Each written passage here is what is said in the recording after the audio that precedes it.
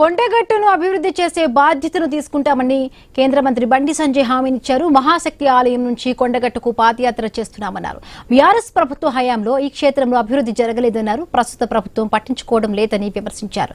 ప్రసాదం స్కీమ్ కింద కొండగట్టు, వేములవాడ, ఇల్లందుకుంటను అభివృద్ధి చేస్తామని తెలిపారు. కొండగట్టు అభివృద్ధికి ఏపీలోని కూటమి ప్రభుత్వం సహకరిస్తోందన్నారు.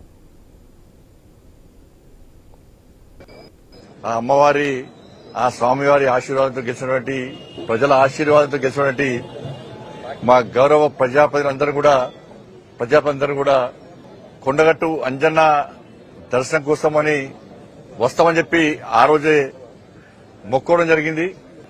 ఆ తల్లి దయతోని, ఆ స్వామివారి ఆశీర్వాదంతో, ప్రజల ఆశీర్వాదంతో, కార్యకర్తల కృషితోని అనేక మంది గతంలో ఎన్నడూ లేని విధంగా అనేక మంది ప్రజాప్రతినిధులు వాళ్ళ విజయం సాధించడం జరిగింది.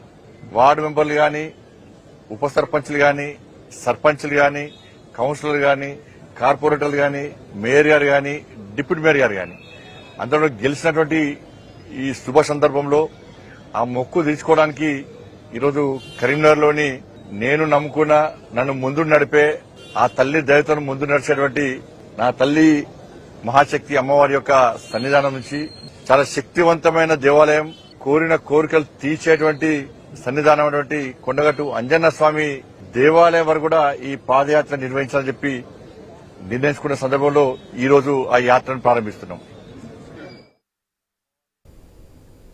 వచ్చే ఎన్నికల్లో తెలంగాణలో వచ్చేది బీజేపీ ప్రభుత్వమేనని కేంద్ర మంత్రి బండి సంజయ్ అన్నారు. కాంగ్రెస్, బీజేపీ, ఎంఐఎం కలిసినా గ్రేటర్ హైదరాబాద్ లో గెలవలేరని అన్నారు. కార్పొరేషన్ ఎన్నికల్లో బీజేపీ మేయర్ స్థానాన్ని దక్కించుకోవడం కొండగట్టు అంజన్న చలవే అన్నారు. అందుకే అంజన్న ఆశీర్వాద యాత్ర చేపట్టామని తెలిపారు. తన పాదయాత్రకు రాజకీయాలతో సంబంధం లేదన్నారు. తనపై విమర్శలు చేసే వారికి ప్రజలే తగిన బుద్ధి చెబుతారని బండి సంజయ్ హెచ్చరించారు. కాంగ్రెస్ ప్రభుత్వం 6 గ్యారంటీల అమల్లో విఫలమైందంటున్న బండి సంజయ్తో మా కరీంనగర్ ప్రతినిధి Prashant face to face. Anjanna ఆశీర్వాద యాత్ర కొనసాగుతూ ఉంది. ఆశీర్వాద యాత్ర ముఖ్య ఉద్దేశం ఏంటి, అదేవిధంగా భవిష్యత్ ప్రణాళిక ఏంటి అన్ని విషయాలు మనతో పాటు మాట్లాడడానికి సిద్ధంగా ఉన్నారు.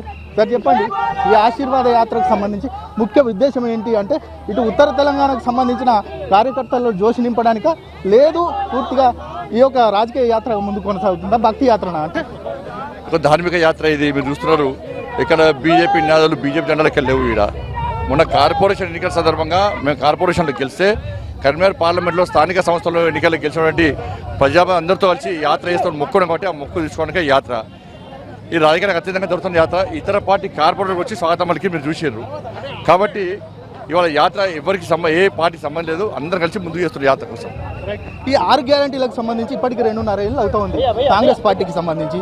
ఎట్లా అంటే ఈ అమలుకు సంబంధించి మీ ఉద్దేశంలో ఏంటి అంటే? 6 గ్యారెంటీలు అమలు చేసే స్థితిలో కాంగ్రెస్ పార్టీ ప్రభుత్వం లేదు. అందుకే ప్రజలు తిరగబడుతున్నారు. ప్రజల విశ్వాసం కోల్పోయింది కాంగ్రెస్ పార్టీ. కాబట్టి అలా బీఆర్ఎస్ పార్టీ ప్రజలకు నమ్మకం లేదు. కొట్లాడేది భారతీయ జనతా పార్టీ. కాబట్టి మాకు డబుల్ ఇంజన్ సర్కార్ రావాలి తెలంగాణ రాష్ట్రంలో, మాకు అభివృద్ధి కావాలని చెప్పి ప్రజలు ఆలోచిస్తున్నారు. కాబట్టి ఇలా ఎప్పుడు ఎన్నికలు జరిగినా మేము అధికారం రావడానికి సిద్ధంగా ఉన్నాం. మేము మూసీ రివర్ ఫ్రంట్కి సంబంధించి ఈరోజు ఒక పవర్ ప్లాంట్ ప్రజెంటేషన్ ఇవ్వబోతున్నారు రేవంత్ రెడ్డి గారు.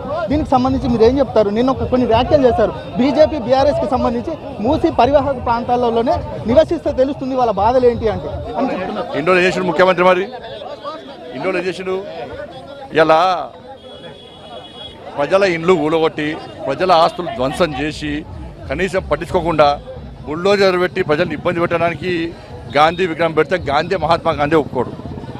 కాబట్టి ఇలా అభివృద్ధిని అడ్డుకోం. మేము అభివృద్ధి పెడుతున్న ప్రజల ఆస్తులను ధ్వంసం చేస్తే తప్పకుండా అడ్డుకుంటాం. మేము వాళ్ళకి న్యాయం చేయాల్సిన బాధ్యత ఉంది. ఇవాళ అక్కడ మధు అపార్ట్మెంట్స్ అంట అంతా ఎక్స్-ఆర్మీ వాళ్ళు దేశ సరిహద్దులో కొట్లాడి కష్టపడి వాళ్ళు ఇల్లు కూడా వాళ్ళ ఇల్లు కూడా కూల్చేస్తుంటారు. ఇవాళ ఇది కరెక్ట్ కాదని మేము ఆలోచిస్తున్నాం. అండ్ ఇంకొకటి, తెలంగాణకు సంబంధించి విభజన హామీలు ఏమి కూడా నెరవేర్చలేదు కేంద్ర ప్రభుత్వం అని ప్రధానంగా కాంగ్రెస్ విమర్శిస్తుంది. ఇటు బయ్యారం ఉక్కు ఫ్యాక్టరీ కావచ్చు, అదేవిధంగా కోచ్ ఫ్యాక్టరీకి సంబంధించి కూడా ఏ హామీ కూడా నెరవేరలేదనేది ప్రధాన విమర్శ. దీనికి సంబంధించి మీరు ఏం చెప్తారు? ముఖ్యమంత్రికి ఇన్నిసార్లు వేడి కదా, ఏం చేస్తున్నాడు ముఖ్యమంత్రి? అడిగారు కదా, ఎందుకు అడుగుతున్నాడు? విభజన హామీలు అడుగుతప్పుడు మాట్లాడతాం మేము. రైట్. అంటే ఈ యొక్క యాత్రకు సంబంధించి ఇదే జోష్ కార్పొరేషన్లో కొనసాగిన జోషే మళ్ళీ జెడ్పీటీసీ, ఎంపీటీసీ ఎన్నికలలో కొనసాగబోతుందా అంటే? తప్పకుండా ఈ వాతావరణం తెలంగాణ రాష్ట్ర వ్యాప్తంగా ఉంది. 100% ఇప్పుడు స్థానిక సంస్థల ఎన్నికలు కావచ్చు, శాసనసభ ఎన్నికలు కావచ్చు, పార్లమెంట్ ఎన్నికలు కావచ్చు, ఇదే ఎన్నికల ఇదే వాతావరణము ఇదే ప్రజల ఆశీర్వాదంతో ముందుకు వస్తాం. ఇదే జోషి ఉండబోతుంది కూడా. రైట్, ఫైనల్గా చెప్పండి సార్, ఎట్లా ఏం చెప్తారు ఇటు బీఆర్ఎస్ కావచ్చు, అదేవిధంగా బీజేపీ ఇటు కాంగ్రెస్ కావచ్చు, ఏం చెప్తారు ఈ యాత్ర ద్వారా? అంటే వాళ్ళు యాత్ర చేస్తే నేను వద్దనా, మీరు మోకాల యాత్ర చేయరు, నాకు అభ్యంతరం లేదు. పండుకొని బొర్లుకుంటే యాత్ర నాకు ఏం అభ్యంతరం లేదు. మేం చేసే యాత్ర మీద మీకెందుకు అడుగుమంట అంటున్నా. స్పందన చూసి ఊరలేకపోతున్నారు. కాబట్టి వాళ్ళు ఏమనుకున్నా మా మొక్కు తీసుకోవడం మా బాధ్యత, తప్పడం మొక్కు తీసుకోవడం, వాళ్ళ వ్యాఖ్యలు పట్టించుకోము.